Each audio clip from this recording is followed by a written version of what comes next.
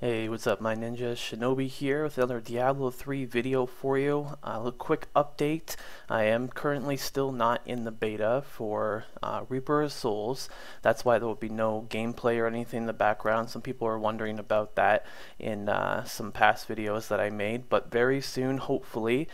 We did actually get the channel noticed by Blizzard, and on the Blizzard website, they actually put one of my videos on there, which is really awesome, and I mean, nobody else to thank but you guys, the Ninja Army.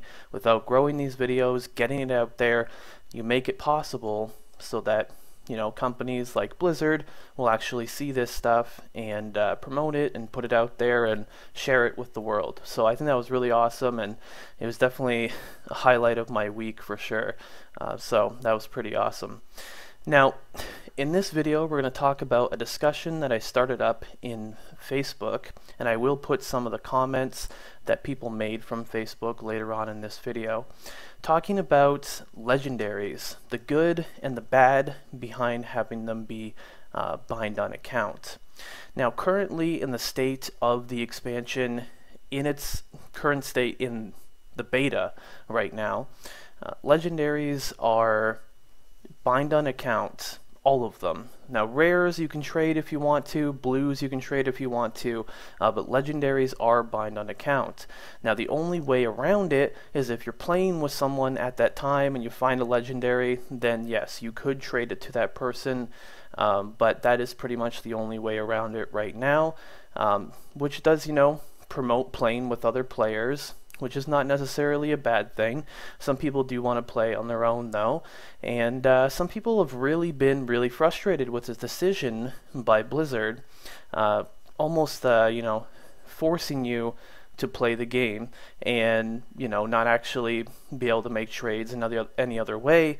I mean, it's kind of been something that Diablo has been known for a long time, that you're able to, you know, play the game a bunch, or you can also make trades in the game. You can do both, but I'm going to give you some of my opinions about the situation. I'm going to talk about some of the good behind it, some of the bad behind it, and yeah, and then give you my overall thoughts at the end of the video as well too. So let's get into it right now. Now, why are account-bound legendaries a bad thing? You know, what's wrong with that? Now, I've written down a couple examples on, you know, why people would consider this to be bad. I do agree with some of these, and some of these I don't, but these are just some examples right here. The first one is you can't trade with your friends. It's been a Diablo thing. It's like a Diablo history. There's been a whole community around trading items. You know, say I'm playing in Diablo, and one of my good friends that I always play with, his name's Jesse. You guys may have seen him on the stream before. Say he's at work and I find a really nice item for him, and he gets home and I go, man, I got a really sweet crossbow for you, or something like that, or a really sweet, you know, two-hand weapon that I already have, and, you know, now you can have it, you know. That's one thing that has always been really popular in Diablo. In Diablo 2, you could trade, you know, just any way you wanted to. You could create a game saying, I have this item, and people could come into your game and you could trade for whatever item you did need. In Diablo 3, they tried to make it a little bit more safe and get away from the people, you know, trusting third-party websites and all that kind of stuff, and come out with the auction house and the real money auction house. And then, you know, people really got upset about the auction house, and Blizzard ended up changing their minds and taking away the auction house for Reaper of Souls, and kind of going with the complete opposite of what they did in Diablo 3, and now making them account bound in general in Reaper of Souls. So that's one kind of bad thing about it, is that you can't actually trade the items with your friends, and a lot of people like to do that. Now, what's the next thing? What's a really bad thing, in my opinion? If you go a little deeper into the situation on what will this create if you can't, you know, if you can't trade these items with people, then what's going to happen? Well, I think personally this is going to promote a lot more botting. Now, the reason I say this is there's two kinds of botting in Diablo 3, or in a lot of video games to begin with. One of which is gold farming websites that make bots so they can farm items in gold and they can sell those on third-party websites. And the other kind of botting is the actual player that maybe doesn't have a lot of time to play Diablo, or just wants to go to bed and wake up and have a whole bunch of legendaries in their stash. And so they run their bot the whole night. I've actually known quite a few people that do that. And some people, you know, they work 40, 50, 60 hours a week, and some people are just plain lazy, but they run bots and try to profit off of that. So by making it so that you can't trade items, pretty much the best way to get items is to find them. I mean, you get to play the game a lot more. You play the game a lot more, you're going to be rewarded a lot more for playing the game a lot more, which can be considered definitely a good thing, and I definitely think that that is a good thing, but we'll get into more of that in just a minute. Now, the way it's going to promote botting is that these players that go, man, you know, I work all the time, I go to school all the time, I can only play 1 hour a day, I want to gear out really quickly. How am I going to do that? Well, I'm going to bot, and that's just how that person would see that situation.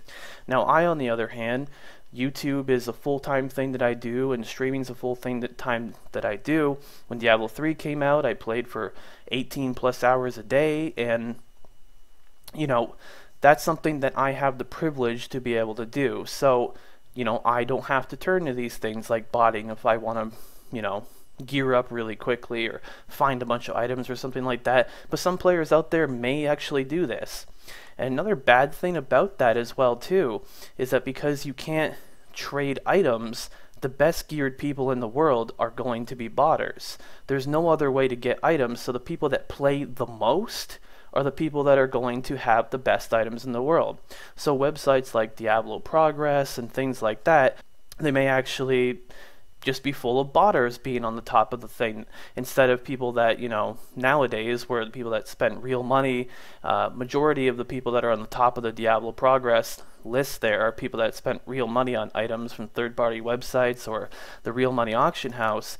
But now with this, it's just going to be whoever spends the most amount of time. Now you can also be very efficient, and I think that personally the way that I see it is that I'm a very efficient Diablo 3 player. I mean, I've been known for that. It's why a lot of people subscribe to my YouTube channel. I like to find really fast ways and, you know, get items really quickly or find really cool farm routes or stuff like that. And I mean, I have a good knowledge on the underground world of Diablo because a lot of my friends do the whole botting thing. And, you know, a bot doesn't really farm that efficiently. It can't think really intelligently like a player can, and it doesn't try to be super efficient, so it's not going to find quite as much items. For instance, if I was playing and a bot was playing at the same time, I'd be finding a lot more items than the bot would, but the bot can run 24 hours a day. Unfortunately, I can't play 24 hours a day, and a lot of players out there can't even play 3 or 4 hours a day. So botters would be much better geared than the majority of the Diablo 3 crowd. The next thing too is that if you can't trade items and they're just account bound, what if there's class specific things? Now there is a smart drop thing that's in Reaper of Souls, and pretty much it says that majority of the time you will find items that are geared towards your class. But what if you only play Demon Hunter and you find a Barbarian item? And you just don't want to play Demon Hunter, you don't want to play a Barbarian ever, you just want to play Demon Hunter, that's your class, you know? That's the one you actually find to be fun. Now that Barbarian item is completely useless. You can't trade it, I mean, you might as well just salvage it. So that's kind of another downside with it as well, too. Another one, too, is with stream giveaways. And with stream giveaways, people have, you know, come to live streams and, you know, there's all the give away a bunch of unidentifieds, and it's another way for the community to kind of interact with each other and get a bunch of, you know, items, you from supporting your streamers, and they hand out stuff. I mean, I personally have given away billions of gold and thousands of legendaries in Diablo 3, and so it kind of has to make you change the way that you do things. So what I'm probably going to do, if they do keep this method, is to get around that. What I'll probably end up doing is just have it so that, okay, I'm going to choose 3 random people, and those people are going to come play with me, and whatever I find, you can have, So that's kind of like one way around it, if that's something you're worried about. If you, really rely on getting your items from stream giveaways, that's one thing that can be done with that. So if you're a streamer watching this, maybe that's what you could do. Another reason why this is would be considered a bad thing is because people that, like to play alone, they can't farm as efficiently as other people can. For instance, if you have a group of 4 people and you're all farming like crazy, and say I play a demon hunter and he plays a monk, another guy plays a barb, another guy plays a wizard, and we're all farming like crazy, my chances of getting more items are much better, because that's the only way you can trade, is with other people. So not only is it promoting you to play with other people, but it's almost forcing you to, if you want to be the most efficient possible. And I personally like to play Diablo 3 alone sometimes. I mean, I play with my viewers on stream all the time, but when the stream's done and I'm not making YouTube videos, I sometimes like to log in and just play by myself. And to know that that's not going to be quite as efficient as it would be, to be in a group with people, kind of forces you into making a decision that you shouldn't have to be forced into. So now let's go ahead and take a look at the good behind it. Why would this be a good thing? Why would, not being able to trade items with other people be a really good thing? Well, the first one would be that the most efficient players would be the best geared players. There's no more pay to win. There's no auction house. There's no, getting items from your friends and all these things like that. For instance, the Athene situation is what I've labeled it here on the title. The Athene situation, where people were very upset with Athene because hundreds of players gave him items and gold to make him the best geared player in the world. And a lot of people thought, that's not how you do it. It should be because you're playing the game. And whether those people are right or wrong, it's still, that's one thing that would profit out of this. So that's something that you're worried about, is other players, getting way better gear than you just because they're more popular than you, and people just give them items all the time. That's something that this could eliminate. So that could be a very positive thing. The next thing too is it makes the game last longer.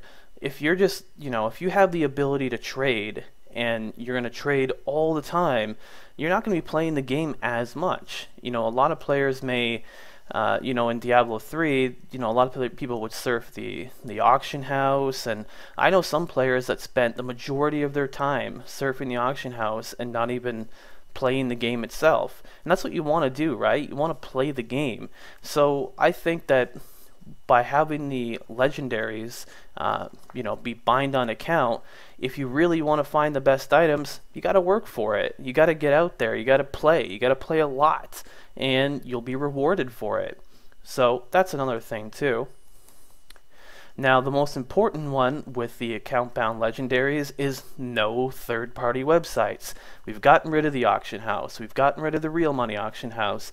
And this would also get rid of third-party websites. So no longer is someone out there with his mom's credit card able to be the best geared player in the world. It's going to be the most efficient players, the people that know the best routes, the people that have really good gear to begin with, and then get even better gear, and it's just like kind of a snowball effect. They're just going to be more efficient and just get the better and better and better gear. It's just going to be constantly something that keeps growing and growing.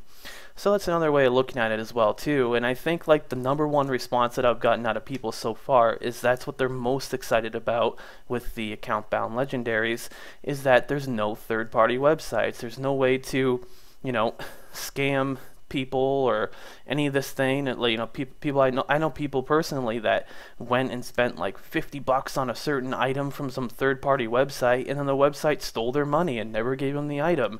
Or, you know, these people, if Diablo progress is something that you really care about, you don't have to worry about these people that, you know, spent thousands of dollars and took the easy way out.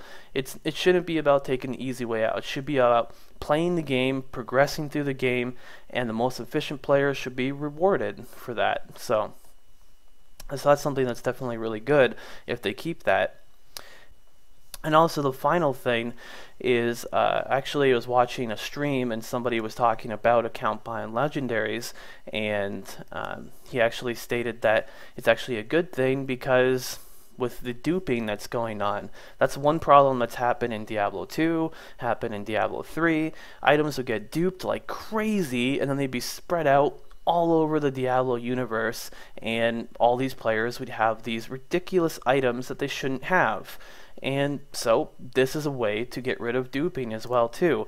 Now, it's not going to completely get rid of duping because, you know, I don't know for sure right now in Reaper of Souls if there are actual ways to dupe items, but if there were a situation where you could dupe items, then it would be cut down a lot, and only the people that know how to dupe those items would be duping those items, and not, you know, the people that don't know how would be profiting off of all of this. And, you know, we all know what happened with the auction house with all those duped items, and then the auction house was like taken down and players was banned, and, you know, obviously there's not going to be an auction house in Reaper of Souls, but it does create a lot of bad things in the game that just shouldn't be in the game to begin with. So those are some of my opinions behind everything there.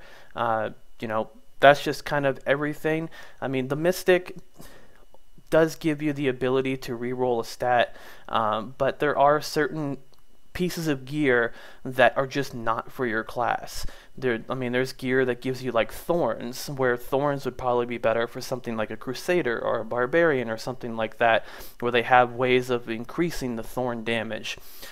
So typically a demon hunter wouldn't use like a thorn build, or a monk wouldn't use like a thorn build. So that's one way to look at it too, is that not every single item that drops is going to be for you. Now, I like playing every class. So my overall thought behind this entire thing is that I like it. It gets rid of the third-party websites. It rewards more efficient players that are, you know, really more persistent in farming and getting the best items. It rewards that, and I think it's a really cool thing. But what do you guys think? Those are just my opinions, and that's all it is an opinion. It's not a fact. If you guys are against it, put it in the comments. If you guys are for it, put it in the comments, and tell me why.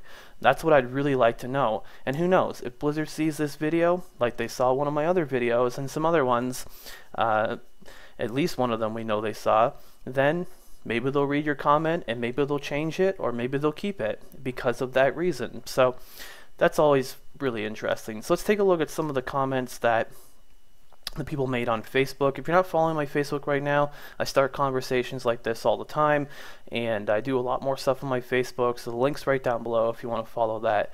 But let's get to a couple of these comments here. David Munden here, which said it would be nice to have a limited form of trading. One option I would think would be good, only allow you to trade the item with someone on your friends list. That's another way too. But the problem with that is that most of these third-party websites that operate, they will message you and add you to their friends list, and then you could trade that item. But maybe, maybe what you mean is that if, say, you find an item at that time, the people that were online in your friends list, you could invite them to your game and give them the item. So that's, you know, possibly one thing that you could do as well too. So there are some ways around it. You know, I wonder if Blizzard's going to take any of these into consideration or just keep it the way that it is right now. But that's why we come here. We have these discussions. We have these little talks about certain items and certain mechanics in the game. Overall, like I said, I feel like having bind an account Legendaries, it gets rid of the third-party websites. It really rewards the more efficient players. It does kind of hurt the players that don't have a lot of time to play though, but in the long run, if you don't have a lot of time to play Diablo, then that means you're going to play the game for a lot longer. I personally think that Diablo is a game that's meant to be played. There shouldn't be any shortcuts or lazy ways of getting the things and achieving the things that you want to achieve.